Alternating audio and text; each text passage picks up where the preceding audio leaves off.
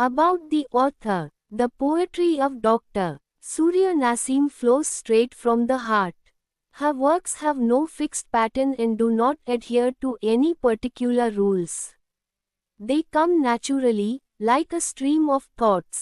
Her poems are simple, easy to read, and even easier to understand, making them accessible to everyone. English was one of her favorite subjects in school, alongside science.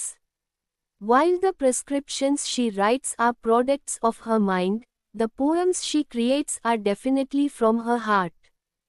Her heartfelt poetry gained recognition, and she was nominated for the Booker Award in 2013. రచయిత గురించి doctor సురయా Naseem యొక్క కవితలు హృదయం నుంచి నేరుగా వస్తాయి. అవి ఎటువంటి నియమాలు లేదా నిర్మాణానికి బద్దలు కాకుండా, సహజ ప్రవాహం లాగా రాకుండా ఉండవు.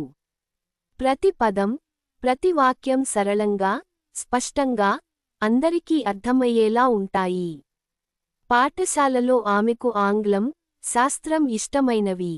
ఆమె వ్రాసే ప్రిస్క్రిప్షన్లు మేధస్సు ఫలితమైతే, ఆమె సృష్టించే కవితలు ఖచ్చితంగా హృదయానికి సంబంధించినవి.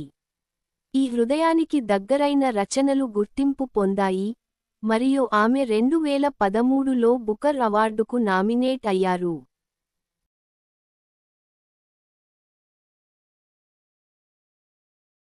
Abandoned, we left something or somebody forever, శాశ్వతంగా వదిలివేయడం, విడిచిపెట్టడం. Irradiating, we sending rays of light upon. Light up, కాంతిని ప్రసరించడం, ప్రకాశింపజేయడం. Shriek, a short, loud high cry, చిన్న గట్టిగా ఎగురుతో కూడిన కేక. Hysteria, uncontrolled excitement, నియంత్రించలేని ఉల్లాసం, ఆందోళన. Eerie, adjective, causing a feeling of mystery and fear, రహస్యమయంగా మరియు భయాన్ని కలిగించే. Destiny, power believed to control events, సంఘటనలను నియంత్రించే శక్తి, విధి. Crap, solid waste, ఘన వ్యర్థం, మలము.